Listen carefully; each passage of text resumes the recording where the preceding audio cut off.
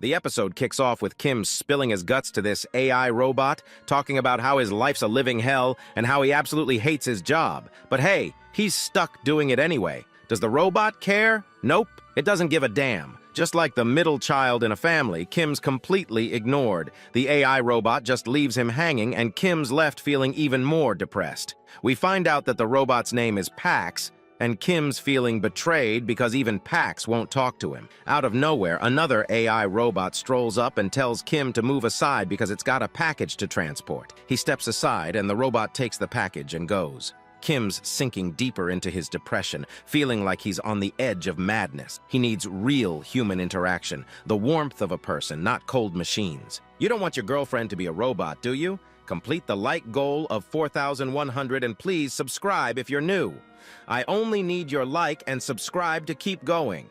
The scene zooms out and we see this massive Logitech warehouse with drones flying around and AI robots doing all the work, packaging, delivering, the whole 9 yards. And there's Kim, managing these machines, barking out orders. He glances up and thinks, man, I've really ended up in the wrong place. Then we get the backstory. It all started 2 months ago, right after Kim got discharged from the military. He was ecstatic about getting out, but that happiness didn't last long. His parents called him up and told him they'd moved to another city and left the old house behind. They paid for 6 months of rent on a place for Kim and basically told him, go live your life, make money, be successful. That was the day Kim's hellish life began. At first, Kim was loving it. No parents to nag him, 6 months of rent paid in advance, and a little nest egg from his savings. He figured he'd coast for a bit, maybe land a part-time job at a cafe, meet some girls, and just enjoy life. But the world wasn't that kind. Every cafe he walked into told him the same thing. Gotta have a year's experience, or gotta be really handsome, or better yet, gotta be a girl. Kim's dreams of chatting with girls at a cafe job crushed. So he started applying for other jobs, but one by one, the rejections piled up. 2 months later, his savings were drying up, and depression hit him hard. Feeling useless, Kim messaged his sisters, telling them he felt like the biggest loser in the world. And what did his sisters do? Made fun of him, of course. He's so lazy he's got them saved in his phone as Sister Hash 1 and Sister Hash 2. But Sister Hash 2 had an idea. She had a friend who could get him a job at the biggest delivery agency around. And that's how Kim ended up working at Amazonia. Kim's standing there, still looking up, thinking he can't believe this is his life now, delivering packages in a warehouse full of robots. His partner's a machine, and in return, he doesn't even get a decent conversation. Just as he's lost in thought, his manager walks up and Kim tenses up. The manager says they're out of tuna cans, but the AI system shows the storehouse is fully stocked. He tells Kim to go check the warehouse. Kim smiles on the outside, but inside, yeah, we all know how miserable he feels, but what else can he do? He heads to the warehouse and starts hunting for tuna cans. After a while, he finds them, climbs a ladder, grabs a box, and just as he's about to head down, bam! He hears a loud noise. Kim spins around and sees the 10-inch thick iron door slam shut. His heart sinks. He runs to the door, grabs the handle, and tries to yank it open, but no luck. In a panic, he calls his manager, but no answer. Now Kim's frustrated. He thinks about calling 911, but decides against it. Maybe it's just a technical glitch. He's not locked in a freezer or anything. It's not like he's going to run out of oxygen anytime soon. No need to blow this out of proportion, right? If he calls 911 for something small like this, his manager might flip out. So Kim waits, but he's bored. He snaps a selfie, sends it to Sister Hash 2, and tells her he's stuck in the warehouse. He figures he'll wait until evening, and if nobody shows up, then he'll call 911. She laughs, but then suddenly texts back, saying a building outside her place collapsed. Now Kim's stressed. He tries calling his sister, but she's not picking up. He's starting to get a bad feeling, and just as he's trying to process everything, the ground starts shaking and his phone falls to the floor. The warehouse alarm blares and an AI voice screams for all employees to evacuate immediately. Kim's heart is racing. He starts banging on the iron door, screaming, "I'm still in here! Open the door!" But nothing. 2 minutes pass and he gets no response. Desperate, he decides it's time to call 911, but when he grabs his phone, there's no signal. Kim's mind is racing. He's thinking, has the war started? Is the other country dropping bombs? He's trying to figure out what the hell's going on, but before he can, he hears a thud from outside the door. Kim freezes. His eyes go wide. Something slamming against the 10-inch iron door, and it's bending like it's made of cardboard. Kim's hands start shaking. Whatever's on the other side of that door? It's not human. Seeing this, Kim gets real scared. His hands start shaking violently. At that moment, Kim realizes that whatever's happening is getting real scary. He hears the sound of a horn from outside. If Kim makes any noise, his death is certain. He stands still like a statue, frozen in place. Kim knows that whoever is on the other side of that door is not human. He starts sweating out of fear. Kim sits down on the floor, terrified. He's praying that whatever is happening will just end soon. Kim thinks this must be a nightmare. He tells himself, once I open my eyes, it'll all be over. But sadly, this isn't a dream. Kim falls asleep there, and when he wakes up, he's still in the same warehouse. It's packed with food and resources, so Kim grabs a box of tuna and starts eating it. Turns out it's been 3 days since Kim got trapped in that warehouse. No one's come to save him, and despite trying to call again and again, there's still no network. Kim realizes something big is going on outside, but he has no idea what. He's confused, wondering, is there a war going on? The alarm that was blaring loud for days has gone quiet since yesterday, so at least now Kim can sleep. But he's thinking, how long can I last here? His battery is about to die too. If he stays trapped, he's done for. Kim's just sitting there praying that his sister's mom and dad are safe. He hopes some soldier will come and rescue him. But then, out of nowhere, a notification pops up in front of his eyes. It says, "You have been chosen. Check your awakened ability." A holographic notification hovers in front of him, and another one soon follows. It says Kim's special ability is subspace, and that he can store any object in front of him inside this subspace, but he can only use it once. Seeing this, Kim smiles, a little crazy, and says, "Finally, I've lost my mind." After being alone for months and now trapped for 3 days, it feels like Kim has finally gone mad. He can't even tell the difference between fantasy and reality anymore, but with a smile, he thinks, hey, lasting 3 days in this situation is impressive. If he's really gone mad, might as well act like it, right? Kim sees it says he can store anything in his subspace, so he says, I want to store this entire logistics warehouse. The system confirms, and when Kim says yes, the entire warehouse disappears. Kim suddenly falls to the ground with a bang. He's confused. He gets up, looks around, and is shocked to see that the sky has turned yellow. All the trucks are upside down, and then he sees his boss lying dead, crushed by something big, with his guts spilling out. Seeing this, Kim feels disgusted. He almost pukes, and then he does. While this is happening, the system notifies Kim that the storing has begun. An operating system suitable for Kim has been found, but because he put such a big object in his subspace,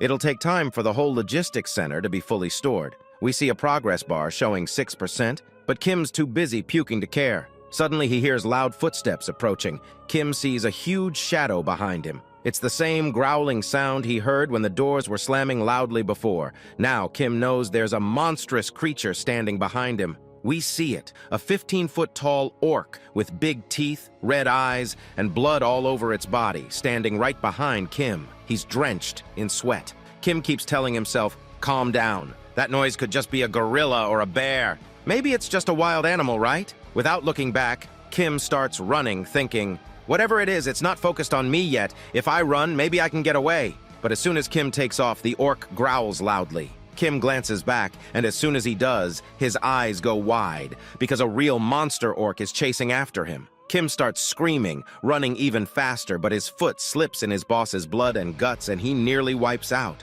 He's freaking out, unable to process what an orc or some fantasy monster is doing here. He doesn't understand what's happening, and the orc is closing in fast. If this keeps up, the orc's gonna catch him in just a few seconds. Kim realizes his death is inevitable. But suddenly, the system notification pops up again.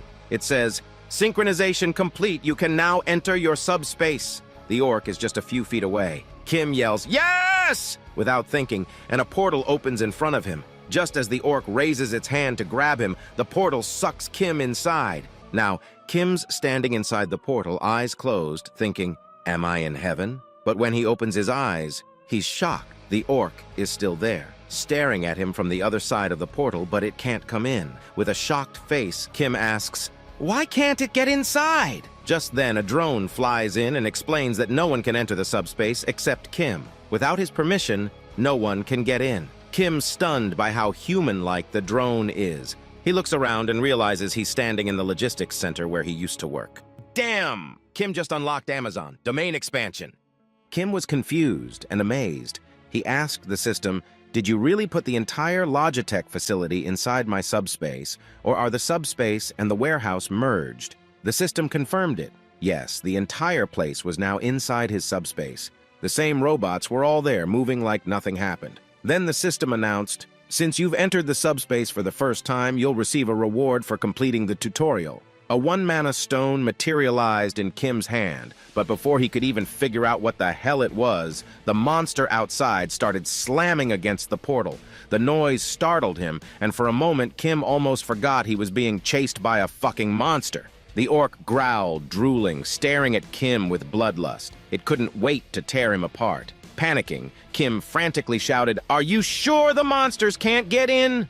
The system calmly confirmed that nothing could enter the subspace without his permission. Then the system window flashed again, stating that the PAX Fulfillment Center was a 5-story building, covering 33,000 square meters. It had every product needed to improve customers' lives, with a shipping speed of 60 kilometers per hour and a shipment size limit of 2 meters per package. Kim blinked, just as clueless as we are, and muttered, "What the hell does shipping speed even mean at 60 kilometers per hour? But before he could make sense of it, the system further confused him, revealing there were only 2 minutes left until maintenance. "Wait, what?" Kim asked, confused and a bit worried. "Is the whole logistics center going to shut down after 2 minutes?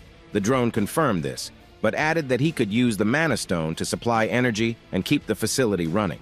Since Kim had just 1 Mana Stone, it would power the entire place for the next 24 hours.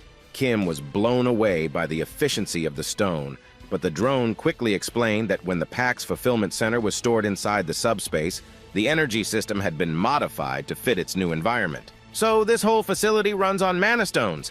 Kim asked, skeptical. "Is this real or is this just some sci-fi bullshit?" Before the drone could respond, the lights suddenly went out and the drone started flashing warning signals. The PAX system chimed in, explaining that the energy supply to the facility had been cut off, and if it wasn't restored soon, PAX Fresh products would start rotting. PAX Fresh was responsible for storing and delivering everything from fresh vegetables to meat, all kept in frozen and refrigerated conditions. Kim glanced back at the monster, glaring at him through the portal, and realized that the outside world was basically a war zone. In this situation, food was crucial for survival. With the freezers and refrigerators losing power, it was a huge problem. "Is the Mana Stone really a substitute for electricity?" Kim asked, not entirely convinced. The drone confirmed it, so Kim asked the next obvious question. "How do I get more Mana Stones?" The drone replied in a matter-of-fact tone, "You can obtain Mana Stones from beings of another world." Well, that wasn't exactly comforting. Our boy Kim was not thrilled at the idea of fighting some muscle-bound monster that could rip him apart like paper. "Use the Mana Stone for now," Kim sighed, giving in, and then he bolted into the facility to grab some weapons. Once inside, he picked up a handful of weapons, and the system flashed the price for each. He started worrying about running out of supplies if he just threw everything at the monster. Plus, he wasn't even sure if these blades could penetrate the monster's thick skin, so he came up with a plan. He'd focus on wounding the monster gradually. Since the orc couldn't enter the subspace, Kim didn't need to take it down in one go. He just had to injure it, save his resources, and avoid running out of weapons too soon. With all his strength, Kim threw an axe at the monster. It grazed its skin, and the orc roared, now even angrier. Seeing the monster getting even more rage-filled, Kim started to panic, but he kept going. He threw 13 more heavy axes, but nothing happened. Not a single dent on the beast. His plan wasn't working, and he realized he was running low on weapons. Desperate, he asked Pax how many axes were left in stock. While Pax was busy gathering the info, Kim thought to himself, should I throw a bowling ball? Maybe he should aim for the dangling flesh on the orc. Yeah, that might do some damage. But then Pax shocked Kim with the response. There are 15 more heavy axes remaining. Wait, what? Kim said, baffled. He had just counted. There were only 15, and he'd already used 14. That meant there should only be one left. He quickly asked for the location of these extra axes. Once Kim reaches the storage area, he's shocked to see 15 axes scattered all over the floor. He questions why there are 15 axes when there should only be one. Pax explains in its calm, robotic tone that this is one of Kim's abilities. He can duplicate any item inside his subspace, except Mana Stones. This revelation hits hard, If what Pax says is true, then Kim has access to infinite stocks of weapons. The system confirms it, leaving Kim relieved. He doesn't need to worry about running out of weapons ever again. He could just toss axes at the monster all day long without depleting his stock. Feeling a bit cocky, Kim jokes to Pax, saying, "At this rate, my shoulder's gonna give out before this thing dies." Pax, ever the helpful system, suggests something interesting. Why don't you try the automatic shipment system? Pax explains that Kim can ship one object every 30 seconds, and if he wants to reduce the shipment time, he can upgrade his subspace level using mana stones. Kim's like, "Wait, what? Ship an axe to the orc? How?"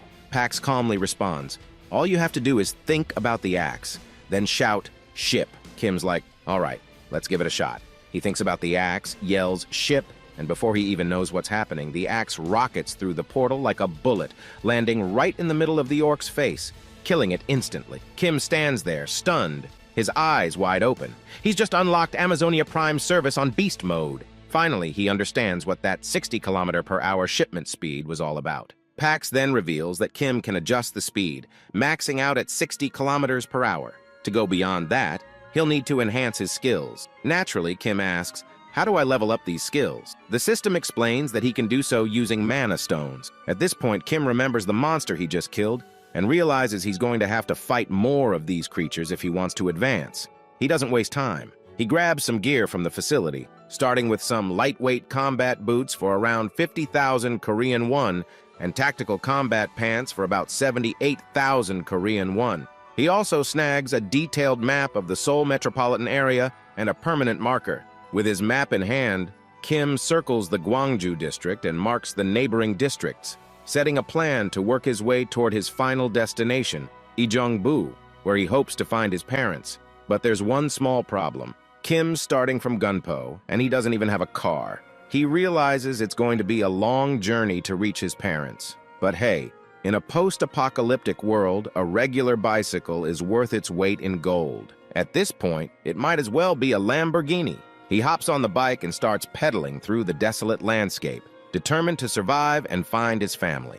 After about 30 minutes, night falls, and he's managed to take down almost 12 orcs during this short journey. He then reveals to us that he has learned one valuable thing after taking down 12 orcs. But before he can explain anything about his discovery, a monster suddenly appears and tries to attack him.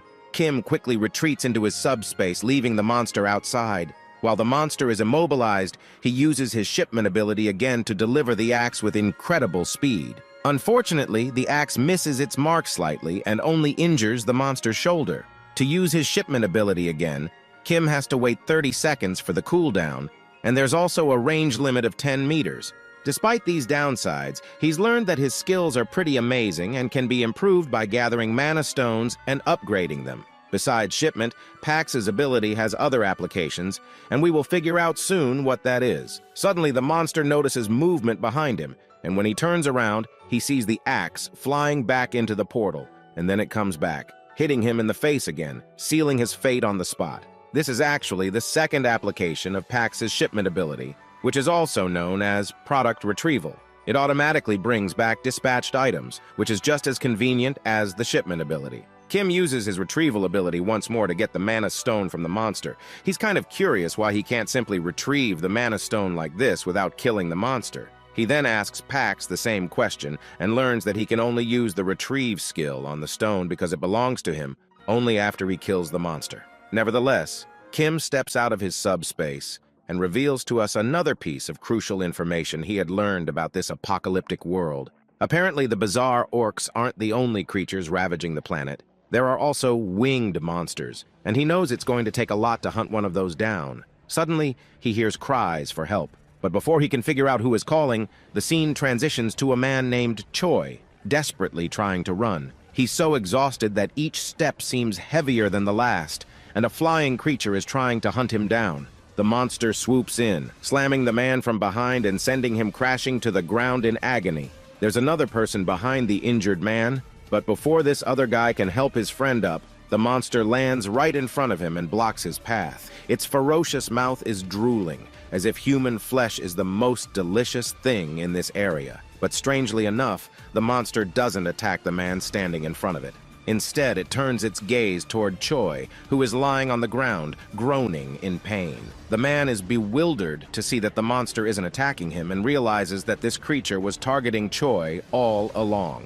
Likely because Choi is smaller and seems like an easier target. He has no clue what to do against this giant monster to save his friend, because all he has is this little knife, and he's not sure if this knife can even be used to distract the monster. Just then, the ring of a bicycle bell echoes through the area, and not surprisingly, it's our boy speeding toward them. But these two have no idea who or what is coming their way. Before they can process what's happening, they watch in shock as the monster that was hunting them down is struck by a projectile, sending it sliding across the ground from the force of the blow. The monster was knocked down by a single throw of an axe, leaving both of the men struggling to process what they had just seen. Kim quickly checks if they are all right, but they are still in awe, their jaws hanging open as they try to grasp how someone on a bicycle managed to defeat a flying wyvern with just an axe. The two of them quickly ask Kim if he is a soldier, and they begin bowing their heads in respect, grateful for saving their lives. Kim, glad that they are safe, answers their question by pointing to his uniform. He explains that he is an employee of Payex FC, and they can see he is wearing the company's uniform. This revelation shocks them even more.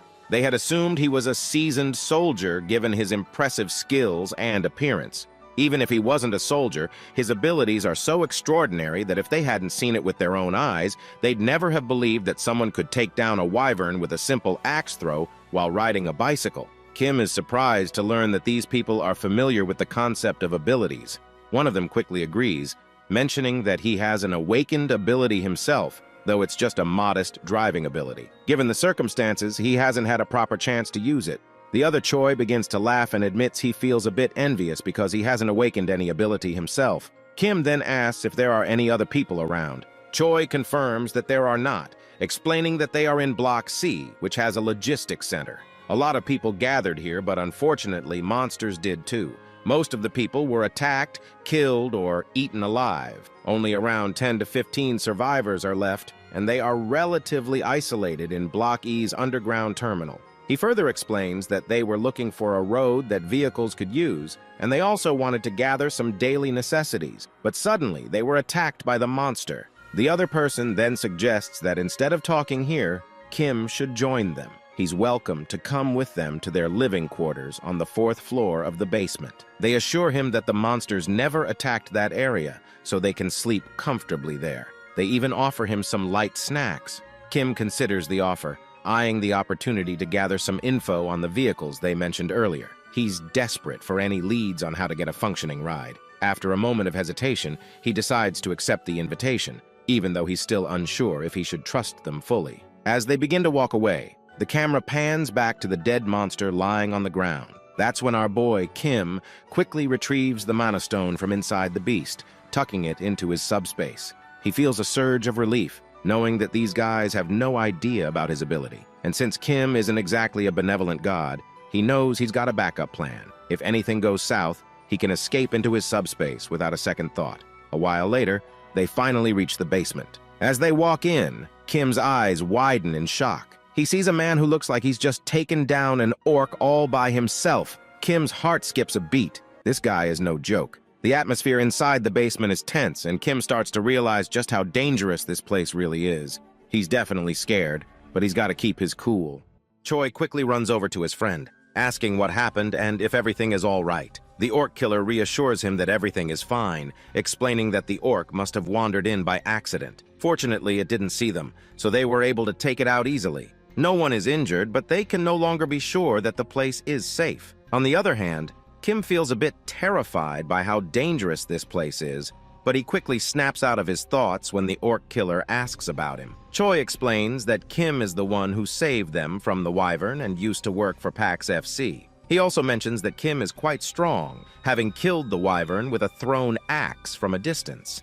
Everyone is amazed and curious about what kind of ability he might have. At that moment, a woman rushes toward Kim, absolutely thrilled that he saved Yongsu and Choi. She's so grateful that she begins doing a happy dance. The others start to gather around him, showering him with praise.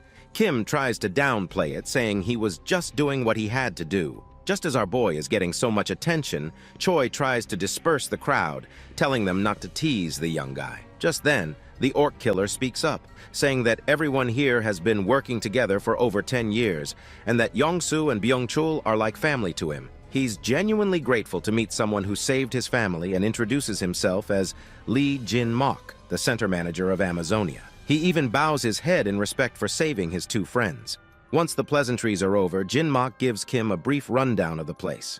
He explains that while they can't guarantee the safety of the location, it's much more comfortable than the outside world. They have food and water supplies from the logistics center, so Kim can eat as much as he wants without feeling embarrassed and can make himself at home. Jin-mok also mentions that they have plenty of supplies and can get more from the logistics center if needed. However, Yong-soo interrupts to point out that the logistics center they're talking about has suddenly disappeared. Of course, everyone is left wide-eyed and their mouths are hanging open at this absurd news. Jin-mok quickly asks, "What on earth does this even mean?" Choi confirms it again, saying it's literally gone, and explains that this is why they were chased by the wyvern. The others in the group refuse to believe this and question how such a massive building could simply disappear. Jin-mok finally comes to terms with the reality and tells his other friends that if the monsters roaming around can be real, then it's not too far-fetched to believe a building could vanish into nothingness.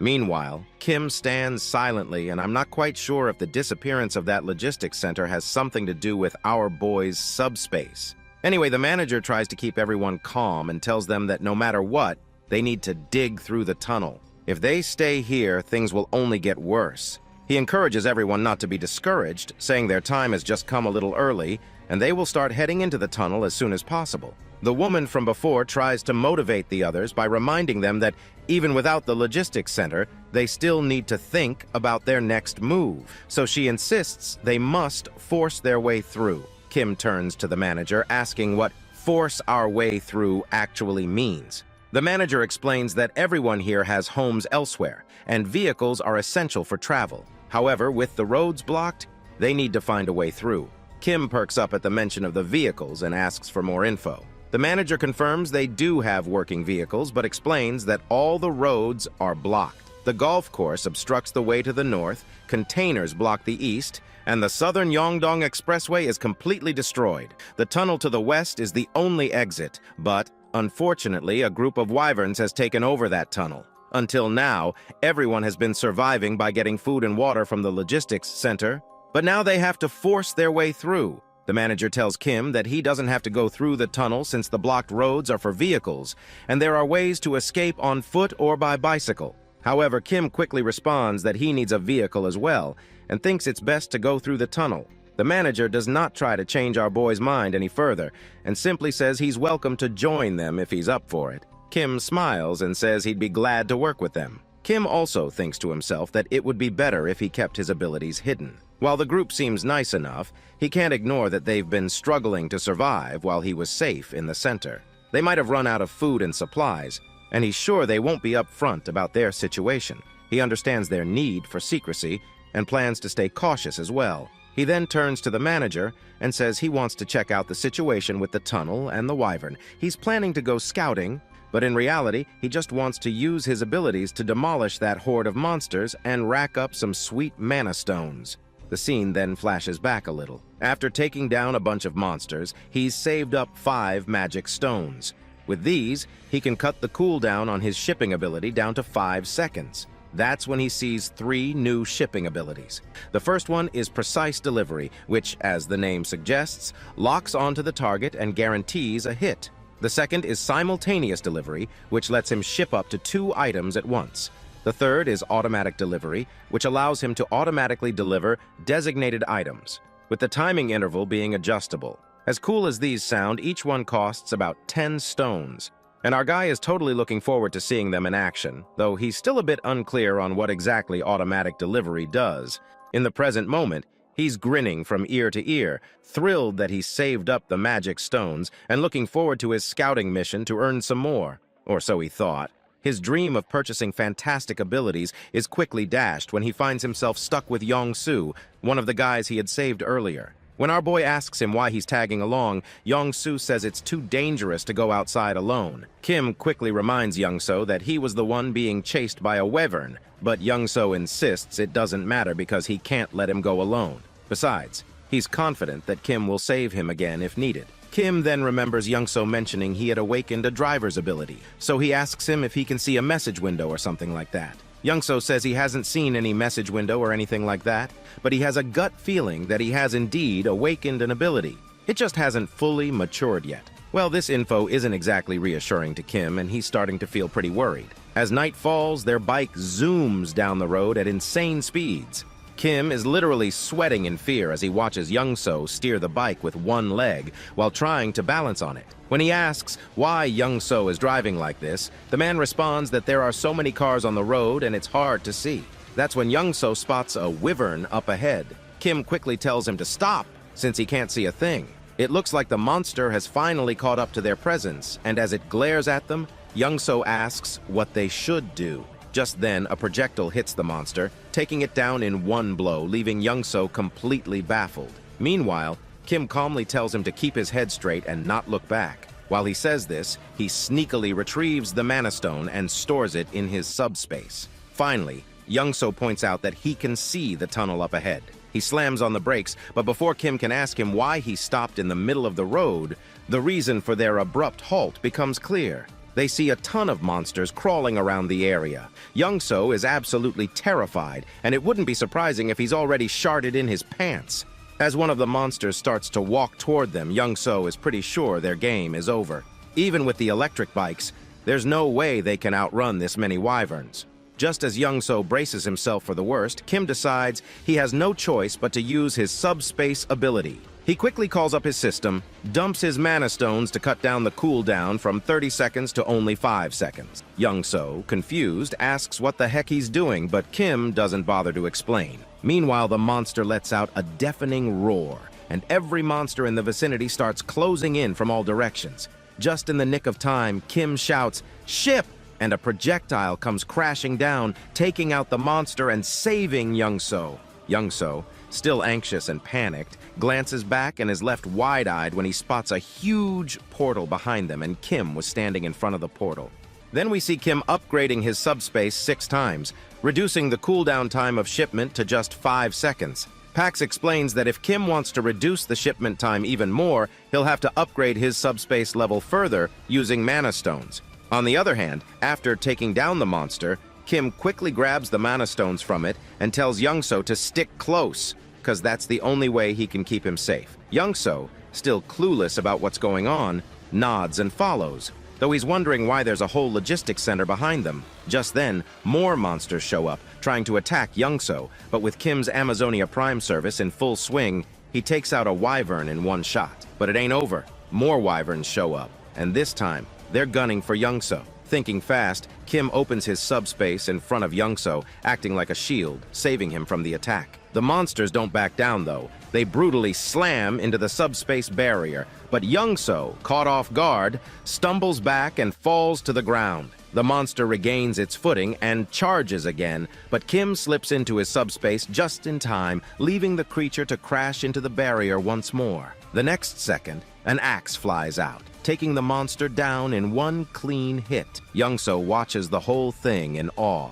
as if he's just witnessed a miracle. He can't believe what he's seeing. The logistics center, the axes flying around like magic. He's starting to see Kim as something more than just a man. To him, Kim is a god, and the tunnel is just a speed bump he can handle without breaking a sweat. As Kim reflects on how everyone in the basement wanted to use the delivery vehicle to safely move food, he realizes the tunnel was just part of the plan for them. Even if they make it through, the monsters will still be out there. But for Kim, it's different. He just needs the vehicle to get from point A to point B. Handling the monsters is just another day at work. Young-soo starts feeling a little jealous, thinking how easy it would be if he had Kim's abilities. He could get to his family in no time, but what really puzzles him is why Kim, with all his power, even bothered to help him in the first place. Suddenly they notice the monsters running away. Kim smirks, fascinated. These reptiles are smarter than he thought. They know when to flee instead of charging into certain death. While Kim's retrieving the Mana Stones, Young-soo spots a blue stone hovering in the air and asks what it is. Kim, confused, asks, You've never seen a mana stone before? Young-so shakes his head, so Kim explains that he uses them to enhance his abilities. Now Young-so gets it and wonders if he'll ever get a chance to try one himself. Suddenly, Kim understands why Young-so didn't even think to extract the mana stone from the orc. They didn't even know about them. Young-so, still processing everything, points out that with Kim's abilities, he could solo the entire tunnel single-handedly, so why bother coming down to the basement and meeting everyone? Kim, realizing his secret was out, stands there with an awkward smile. Young-so, misunderstanding that look, thinks Kim's real intention was to steal their resources. Kim quickly corrects him. No, I just came to check things out, see if there were people I could trust after the world went to hell.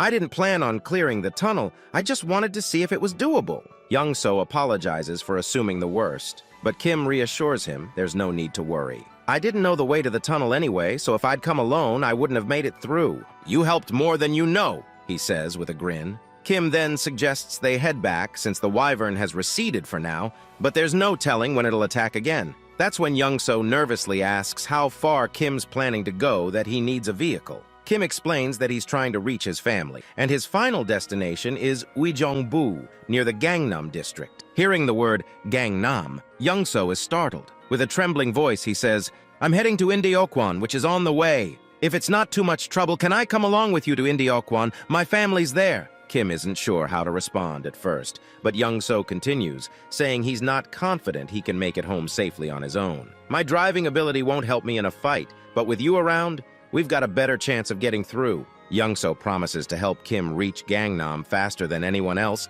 and swears he won't be a burden. He even offers to provide food along the way. Kim starts seeing some real value in this partnership. Young-so's driving skills are beyond doubt, and more importantly, if this guy is on his side, he won't spill the beans about Kim's abilities. It's a win-win situation because Kim fears that if his abilities became known, there's no telling what people might do, maybe even try to assassinate him, though that might be overthinking it. Still, better safe than sorry. So all in all, Kim finally gives Young-so the green light to tag along, and Young-so perks up like a kid in a candy store. Kim then tells him he'll handle the tunnel and makes it clear that Young-so should keep his abilities a secret. He even asks him to make sure everyone else stays out of his way. Young-so eagerly agrees, promising to ensure that everyone cooperates. He's super positive about it, ready to do his part. But things don't go as Kim hoped, because that foolish guy went ahead and told everyone that Kim would be able to break through the tunnel on his own, using his awakened abilities. All they need to do is wait outside until he's done, and then they can move forward. Kim is left wide-eyed and clueless, seeing that Young-so just spilled the beans on what was supposed to be a secret. The others are astonished by this news and are eager to see how Kim is going to pull it off. Young-so, on the other hand, is more than happy to explain, while Kim curses his rotten luck, realizing he's now in a tough spot. In the end, Kim steps up and says that by tomorrow morning, he'll have the tunnel cleared for everyone to leave. In his mind, helping them is the best plan he has, considering they still have food supplies, which should keep things relatively calm. Once the supplies run out, chaos will likely erupt among everyone, so it's wise to clear the tunnel and ensure everyone can leave safely. That's when the manager calls out to Kim, saying he won't pry into his abilities or ask any questions about them. Instead, the manager respects him for the decision he has made to help everyone. He offers some food supplies from their reserves to Kim, which leaves him quite taken aback because this much generosity is just too much. The manager explains that since Kim risked his life to scout the tunnel, all they can offer in return is a bit of food. Now that he's even clearing the tunnel for them, they feel they can't repay him enough for his kindness. They apologize, saying all they can offer right now are a few words of gratitude. Kim tries to explain that he did it for himself because he wanted to, and that they shouldn't have to go to such lengths to help him. He insists that the food must be meant for their families and tells them to keep it. Young-so, however, steps in and tells Kim to just take it, and further points out that rejecting the food would be too harsh for everyone involved. Young-so also reminds Kim that he has a family too, just like everyone else. At that moment, Kim sees how excited everyone is to reunite with their families, and it makes him feel a pang of sadness because he doesn't want to let them down. As everyone enjoys their time together, the next day arrives. When they finally reach the tunnel entrance, Kim tells everyone to stay back. He then starts pedaling his bike into the tunnel, determined to clear it out and come back. As he gets closer to the tunnel, he begins to spot the monsters. But before we see him battling them, the scene flashes back to his childhood. We see young Kim with a sore eye from a fight with his sister. He complains about it to his father, which leads to another argument with his sister, and they eventually start beating the shit out of each other in front of their father. That's when his father points out how close they seem to be. His father reflects that he was an only child, so he always envied the bond between siblings. He tells them that they have no idea how envious he is of their relationship. And even though they may argue now, they'll soon realize how truly precious family is. Suddenly, their mother bursts into the room, leading to a hearty argument between their parents. It's at this moment that Kim feels the warmth of family. The scene then transitions to the previous night, where Kim is recalling all these moments with his family after seeing how everyone is overjoyed at the prospect of finally reuniting with their families. Knowing that Kim would clear the path for them, they spent the entire night like that, basking in the warmth of anticipation. When midnight strikes and everyone falls asleep, Young-so wakes up to use the bathroom. Noticing that Kim is missing, he heads outside and asks the patrolling guards about him. They report that Kim said he was going out for some fresh air a while ago. He then walks further and looks around and finally spots Kim. He quickly asks why Kim can't just sleep, and Kim replies that he can't sleep here. Just as Young-so looks ahead, he is absolutely boggled out of his mind to see that the entire vehicle is filled to the brim with food and supplies. Young-so finds this ridiculous and quickly asks why Kim is giving away so much stuff. Kim just casually mentions that he only loaded about half to avoid making the vehicle too heavy, but this amount should be more than enough for everyone. Young-so is even more astonished when Kim says this is the last vehicle he had to load. The realization hits Young-so quite hard because if this is the last vehicle, then Kim must have packed the other 15 vehicles with the same amount of supplies as well. Kim quickly tells him to keep this a secret from everyone else. Young-so, however, points out that if Kim is giving away all of this stuff, what will they use during their journey? Kim just casually says they still have plenty of supplies left. Young-so is left astonished to hear this, realizing that the amount of supplies Kim just generously gave away is more than what you'd find in an entire logistics center. He can't fathom how much Kim must have in stock to give away so much. We return to the present, where Kim is effortlessly demolishing monsters like it's no big deal. As he fights, he thinks about how much easier it would be if he could just put all the people into his subspace and carry them to the other side. Unfortunately, his system states that with the current subspace level, it's not possible. But if he achieves subspace level 2, he could accommodate up to 20 people. To reach that level, he'd need to gather at least 100 mana stones. Kim quickly does a mental tally and notes that there are at most about 40 monsters, with a few running away. Given the numbers, leveling up here isn't feasible. He still needs to think of another way to level up, because he eventually wants to put his own family into the subspace. Suddenly, Kim notices something unusual among the fleeing monsters. A closer look reveals a jacked-up version of a wyvern, and I can tell this is some kind of boss-level monster. Even Kim isn't sure what he's dealing with. We finally cut back to the outside, where everyone is anxiously waiting for Kim to come out. Some are starting to worry if he's okay inside that tunnel. Then, they finally spot him emerging from the tunnel, effortlessly pedaling his bicycle like he's just out for a casual ride. His uniform is smeared in blood, and the group looks on anxiously. But they soon breathe a sigh of relief when they see a smile spreading across our boy's face. They burst into a joyful dance, celebrating the successful completion of their mission. Looks like it's finally time for everyone to part ways and reunite with their loved ones. They express their gratitude to the manager for sticking with them until the very end, hoping he gets home safely as well. Kim hints that if they run into any trouble, they should try opening the cargo hold, as he has prepared a little gift that might be helpful. Everyone is intrigued and curious about the gift, but they eventually get into their respective cargo trucks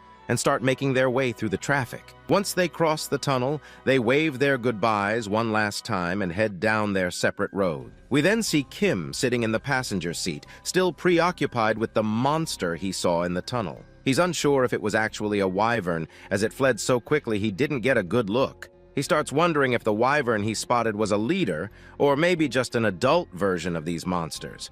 But his thoughts are cut off by a weird crunching noise coming from under the truck. When we look near the tires, we see the trucks have run over some dead bodies, and the driver's face is full of sadness from hearing the bones breaking. Even Kim can see the regret on his friend's face, but they got no choice but to keep moving. With bodies and wrecks everywhere, there's no clear path, and it's a mess no matter where they turn. He thinks to himself that if his discharge had been delayed by just 3 months, he might have been one of those dead soldiers. The whole situation is worse than they thought, with monsters still munching on the corpses. Suddenly, Young-so calls out to him, which snaps our boy out of his thoughts. Once he looks ahead, they see the road is blocked up ahead. Young-so points out that the barbed wire looks like it was set up by the military to block something, and they'll have to take another route. He mentions there should be another bridge they can cross. But that's when Kim spots something at the end of the blocked bridge. As we take a closer look, we notice a new type of monster we've never seen before. Now it finally makes sense what the military was trying to block. While Young-so is panicking and considering turning the car around,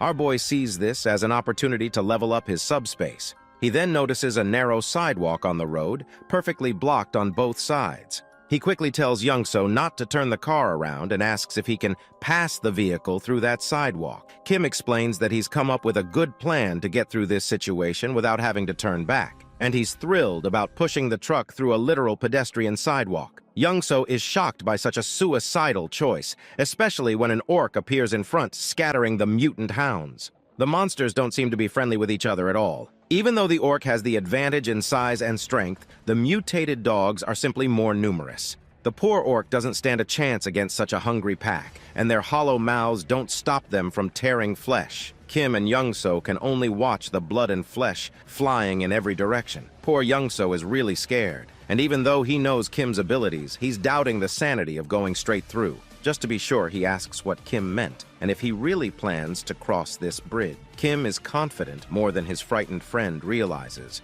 While Young-so tries to gain courage, Kim asks him a strange question. Ever heard of a game where 3 races wage war against each other? It's called Stark, a space strategy game. But Young-so, being much older, has no idea about this game. Kim decides to explain. In the game, players could play on customizable maps and change settings however they wanted. One of Kim's favorite maps involved fending off swarms of monsters with limited units and using terrain to their advantage. And to Kim, this current situation feels just like that map. Of course, Young-so doesn't know why he's being told all this, but his understanding isn't necessary. All he has to do is follow what Kim tells him. First, Young-so has to turn the car around and back up to the barbed wire barrier. Naturally, tearing down the barbed wire makes a ton of noise, attracting the attention of the monster hounds that are busy feasting. Now, it's Kim's turn to get down to business. He activates his system and resorts to the last skill he wasn't even planning to use, but now's the perfect time. He unlocks the auto ship skill by spending 10 magic stones.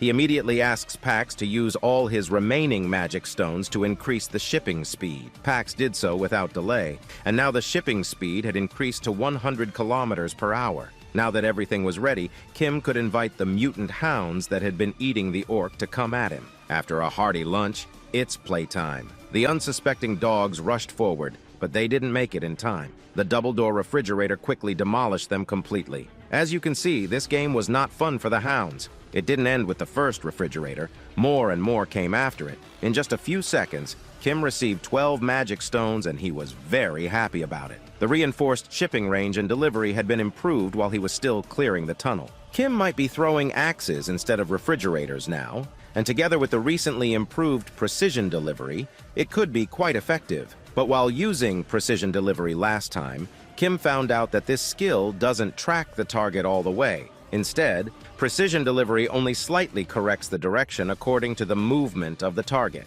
This could be a big problem against these hounds, which are not just fast, but incredibly quick. Even an axe, flying at 100 kilometers per hour, can be dodged by these hounds when attacked from afar. Moreover, these creatures are so fearless that they won't stop, even if one of their kind dies right next to them. Considering the current situation, where the delivery interval is 2.5 seconds, axes won't be enough to hold off their onslaught. But the refrigerator, thanks to its size, is perfectly suited to destroy several targets in a single shipment. Not only is the fridge wide, but it's also heavy enough to take down hounds with just a graze. On top of that, The automatic delivery he had just improved proved to be very convenient. Kim didn't even need to watch the battlefield. The system automatically destroyed any approaching threats. For now, our hero could just rest and relax. The hounds didn't give up, despite not even getting close to Kim. All they could do was howl with rage and keep trying. Let's be honest, though, against the flying refrigerators, they didn't stand a chance.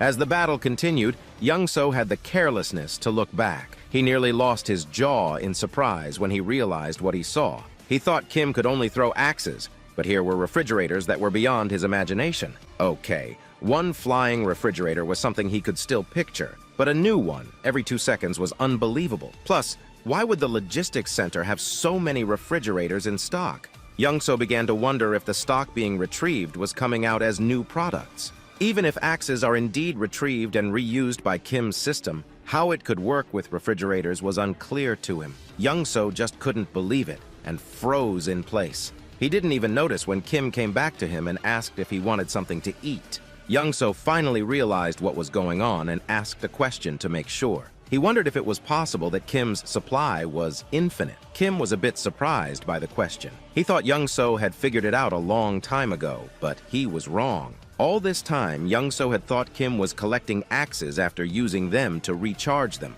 and couldn't even imagine that he actually had an infinite supply. In fact, Kim did indeed collect the axes after use with the system, but only so that they wouldn't lie on the road and accidentally injure someone. Hearing this didn't make Young-so feel any better. He still couldn't believe that items could be infinite. When he came to his senses a little, our hero asked again what he wanted to eat.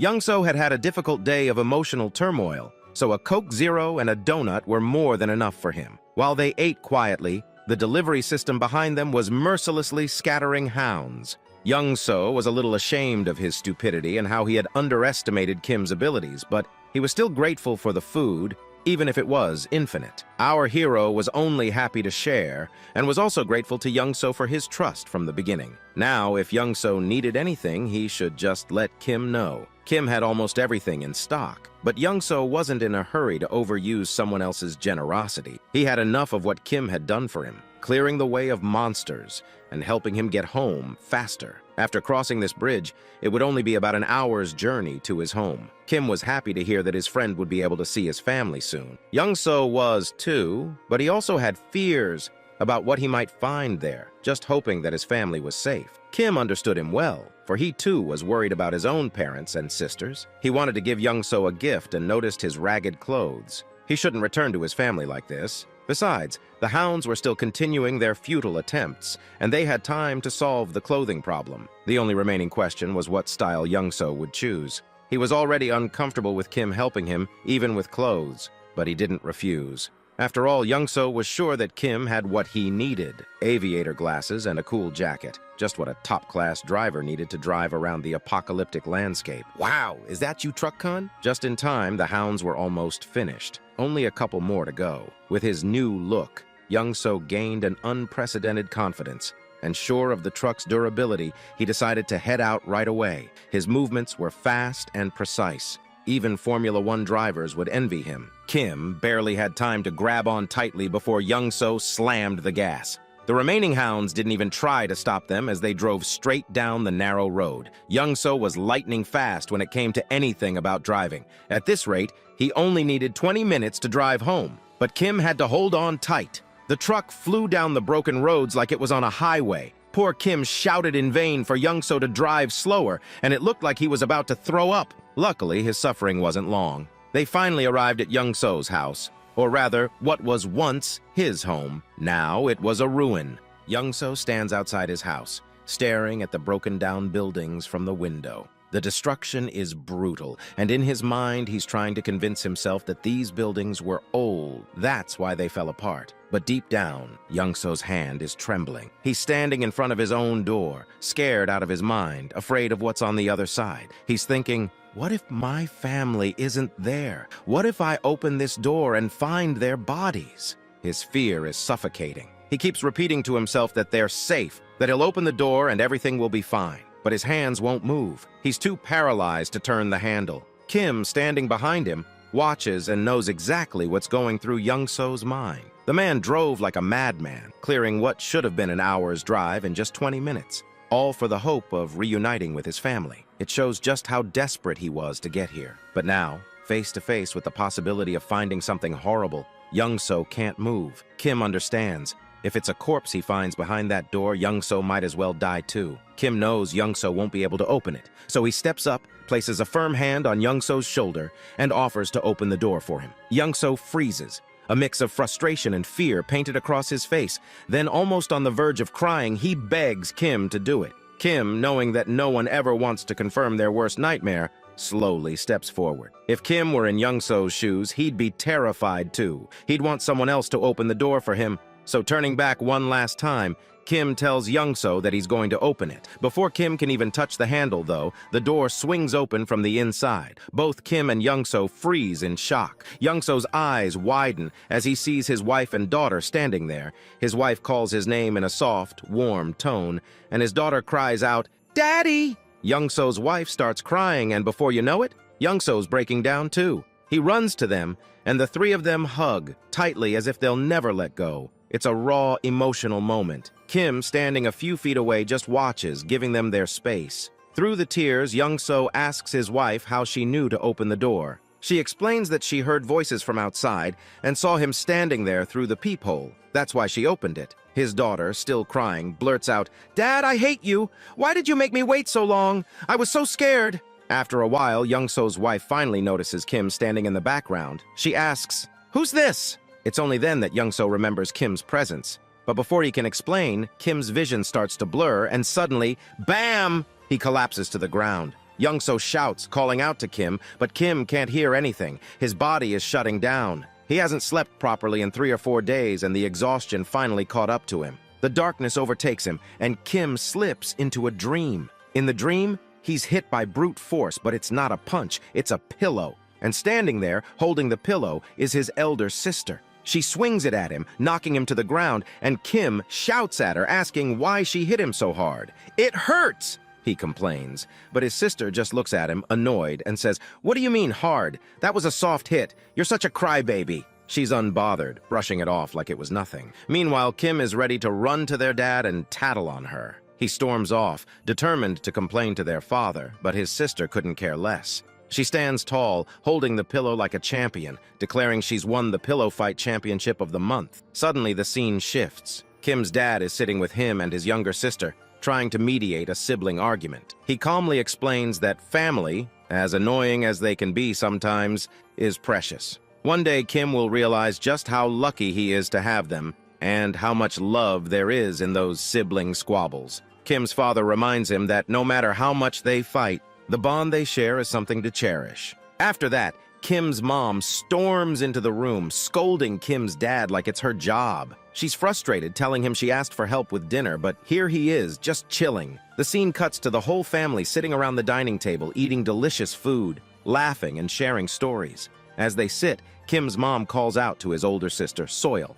You can tell she's suspicious as she questions Soil about always being on her phone. With a raised brow, she asks if Soil's got a crush on someone. Soil, looking all nervous, brushes it off, explaining she's still in middle school, and it's just her friends texting her nonstop. That's how things roll these days. From the outside looking in, this family is lovely, pure peace and joy. Kim's dad, who can't help but jump into the convo, starts talking about how Soil is into boxing and tells her there's a sports club at Young Korean Middle School she should check out. With a smirk, Soil confesses that the only reason she picked that school was for the boxing club. Meanwhile, Kim's ears perk up at the mention of middle school. Fast forward a year, and we see Kim has joined the same middle school as Soil. He's hyped, ready to make new friends and have fun, but things take a hard left. Nothing goes as planned. Instead of making friends, Kim finds himself being bullied, day in and day out by the seniors. They beat him, mock him, and Kim, being a crybaby, doesn't fight back. He just takes the hits day after day. But one day, someone steps in. Soil, his savage older sister, rolls in like a storm. With a creepy, deadly look, she grabs one of the bullies by the hand and with one punch, breaks it. Kim is beyond happy to see his sister, his savior. But that joy doesn't last. Soil, annoyed by how weak her little brother is, announces that from that day forward, Kim's training begins. And so begins Kim's hellish days of being trained by his devilish sister. The training is brutal, but it works. Soon enough, no bully dares to mess with Kim again. For a while, life seems all right. Kim makes friends, has fun, and cruises through middle school. But as time passes, we see his younger sister land a job at a nursing school, leaving Kim and Soil both shocked, while Kim is chilling on his PS5, barely keeping up. Then comes the moment that flips his world upside down. Kim's dad walks in, telling Kim the time has come. Kim doesn't get it at first, but when it hits hard. It's time for his military enlistment. The family is worried, even though Kim tries to act tough. On the outside, he's all big man, but inside he's crying. He doesn't want to leave his family behind. And after that, well, we all know how it played out. Then slowly, Kim's eyes flicker open. He's confused, a bit scared. He's lying in a bed, unsure of where he is. He remembers being unconscious, standing outside Young-so's door, meeting his family. But everything after that, blank. He has no memory. His mind races. Has Young-so betrayed him? Instinct kicks in and Kim opens his portal, pulling out a heavy axe, gripping it tight. Then, out of nowhere, a warm, polite voice interrupts his thoughts. Kim turns, startled. He sees Young-so's wife and his daughter sitting at the table eating. They glance at him, confused as hell. Kim finally snapped back to reality, blinking and looking around, realizing he was in Young-so's house. He turned his head and noticed Young-so, completely knocked out, sleeping peacefully. Then it hit him. He had straight up passed out outside the door. Young-so's wife had said he collapsed and had been out cold ever since. Man, he must have been more exhausted than he thought. Kim glanced down at the heavy axe in his hand, and for a second, he couldn't even remember why he was holding it. What was he thinking? He quickly stashed it back into his portal, making sure no one saw it, especially Young-so's wife. She didn't need to know about that. He asked how long he'd been sleeping, and she mentioned it had only been a few hours. Then, without warning, the mood shifted. Young-so's wife, with that soft, warm smile, started thanking him, telling him how grateful she was for everything he did. Kim could feel the weight of her words. How he helped Young-so, saved his life, and brought him back home safely. The gratitude in her eyes, the way she bowed her head, it made him a little uncomfortable. Kim wasn't used to this. He felt a bit awkward, nervous even, and he just wanted to brush it off like it was no big deal. He thought about how Young-so had helped him, too. It wasn't like he did everything alone. But then, just as Kim was about to push it aside, Young-so woke up. Still groggy but determined, he jumped in to back up his wife, insisting that Kim had done more. Young-so made it sound like driving Kim here was nothing compared to how Kim had saved him over and over again. To Young-so, Kim was a straight-up lifesaver. Even if Young-so hadn't been there, he figured Kim would have made it here on his own. But then Young-so's wife switched gears, saying they all had to be hungry. And with that, the vibe shifted once again. Kim's stomach growled, and he realized he hadn't eaten in what felt like forever. She mentioned that Young-so had refused to eat without him, waiting until Kim was up. Kim couldn't help but smile. Young-so, with that goofy grin, was all about eating together. So, with a warm chuckle, they both decided it was time to dig in. And then, bam! The scene cut to the kimchi stew in front of Kim. The moment his eyes landed on it, his mouth started watering. The smell alone brought back memories of his mom. He could feel his heart tighten, but in a good way, a bittersweet kind of way. The food wasn't fancy. Young-so's wife even admitted she didn't have much to work with, but to Kim, it didn't matter. This was his favorite. Nothing felt more luxurious than kimchi stew, especially after everything he'd been through. The first bite? Heavenly. The moment that stew hit his tongue, it was like fireworks going off in his head. Every single cell in his body felt alive again. The flavor, the heat, it was almost too good to be true. And just like that, it took him back. Back to when he used to eat with his family. Back when things were simpler. But then, as the meal wrapped up, Kim felt a wave of sadness. For the first time in 3 months, he'd had a meal that reminded him of home, of family, and it made him ache. He missed them so much it hurt. Young-so, noticing Kim's quiet sadness, brought the conversation back to their journey. He mentioned that their next stop was Gangnam, and suddenly Kim paused. The realization hit him, and in that moment, he was shocked. Kim couldn't understand what Young-so was saying at first. The whole thing just felt off. Then Young-so explained it all. He'd already talked this over with his wife. Once she heard about Kim's situation, she insisted that since Kim had helped Young-so reach his family, Young-so should do the same for him. Kim was still feeling confused, though. Even if Young-so took him to Gangnam, how would Young-so get back safely on his own? They stepped outside to clear their heads, and that's when Young-so broke down the full plan.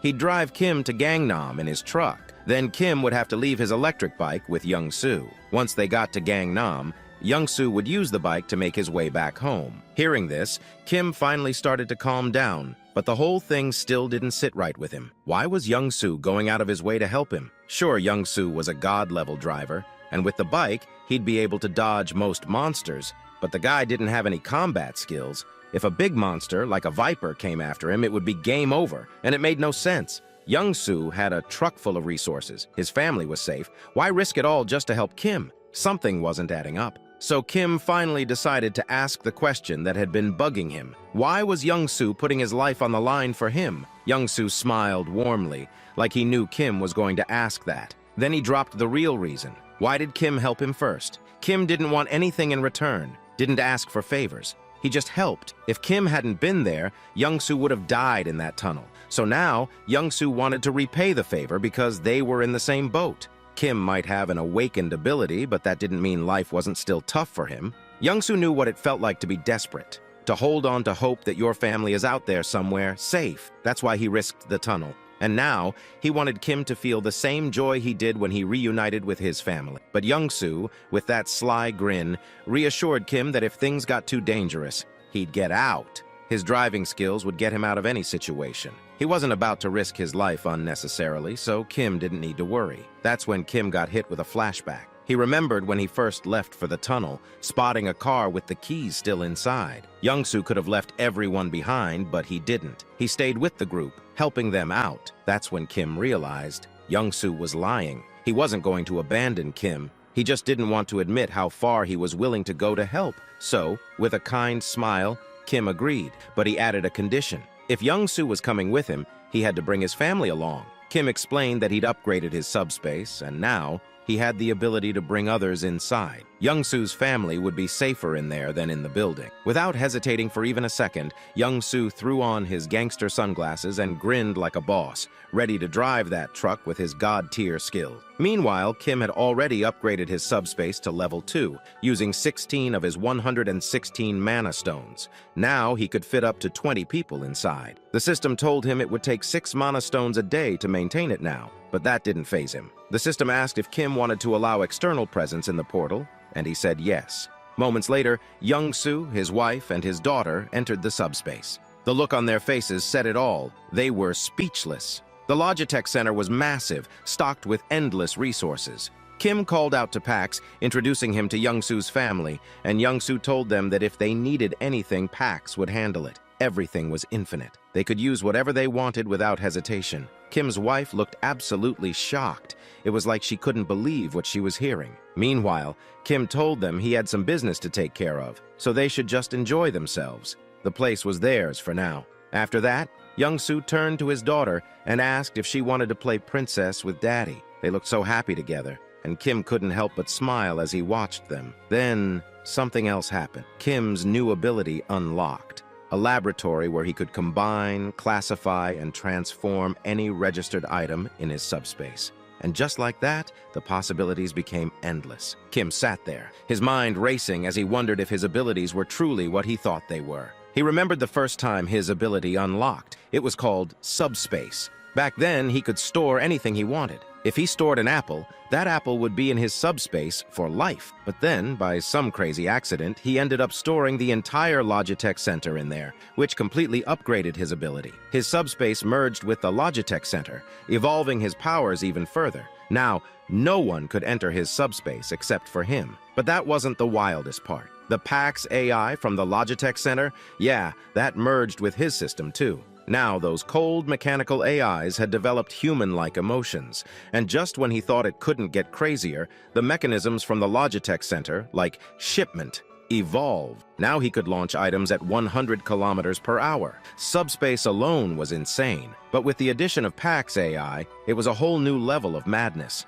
Kim hadn't expected his ability to upgrade this much, but after reaching level 2, the game had changed. Kim now had another wild option. He could put anything in his subspace one more time. That revelation shocked him. The idea that he could store anything, that he had a personal lab where he could combine and create new items, was mind-boggling. At this point, it was like playing Minecraft IRL. He couldn't help but wonder what would happen if his subspace hit level 3 or 4. What kind of crazy powers would unlock then? But thinking about it wasn't going to get him anywhere. He didn't have enough mana stones to level up just yet. So for now, he needed to focus on what new thing he would add to his subspace. Last time, it had been the Logitech Center, which turned out to be a blessing in disguise. But now, Kim, with a majestic aura, decided to command his system to store the entire Earth in his subspace. Yeah, you read that right. He was about to store the Earth. If that happened, every living being would float off into space. The system asked for confirmation,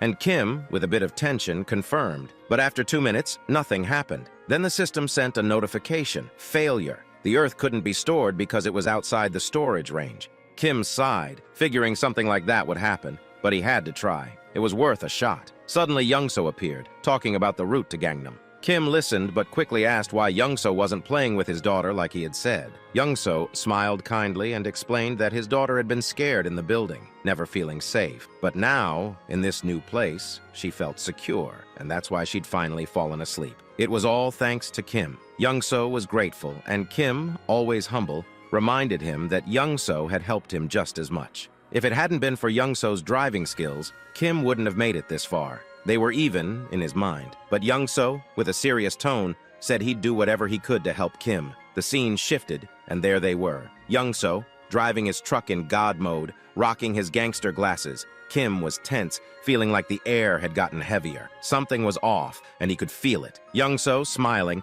casually said that driving was the only thing he was good at, and he was confident no one could drive faster than him. He told Kim to buckle up, because things were about to get wild. Kim knew exactly what was coming and started crying inside. And then it happened. Youngso hit the gas, and the truck blasted off like a rocket. In no time, they had covered a huge distance, but everywhere they looked, there was nothing but destruction. The land was torn apart, and buildings were in ruins. While Youngso kept his cool, smiling, Kim looked like a zombie. His face was pale, dried up from the stress. Youngso mentioned they'd be at their destination soon, but just as they were closing in, they saw the road was blocked. Military barricades, complete with spike strips, were laid out. Kim realized something wasn't right. These weren't normal barricades. As they looked closer, a military jeep approached, but the people inside didn't look like soldiers. Kim tensed up, serious now. Those men, they weren't military, they were coming for trouble.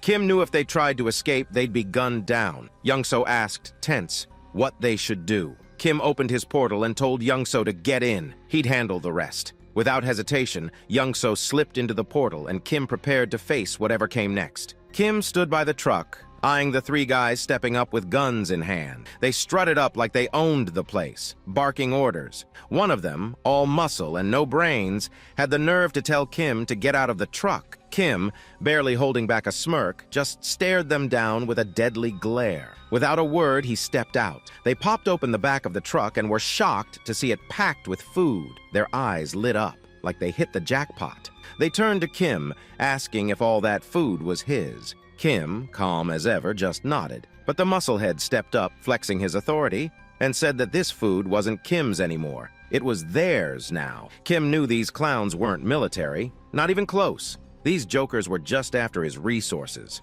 Musclehead, trying to look tough, asked Kim where he got all this stuff from. Kim, deciding to play dumb, acted like a clueless delivery boy and said he worked at the Logitech Center. They weren't buying it and demanded to know where the center was. Kim explained in the most casual tone that even if he told them, they wouldn't make it there. The roads were blocked, and monsters were all over the place. He had barely made it himself, just trying to survive. Musclehead wasn't impressed. He shot Kim a deadly stare, asking how much more loot was left at the center. Kim, playing along, said the food in the truck was just a fraction of what was stored there. One of the other guys checked his watch, muttering that it was almost time. Kim was confused. What were they rushing for? Before he could figure it out, bam! Musclehead punched him straight in the gut. Kim hit the ground hard. Wind knocked out of him. Before he could even catch his breath, the ugly fatso behind them slapped a cloth over Kim's face, knocking him out cold. Next thing, Kim woke up in a dim room, tied to a chair. His vision was still blurry,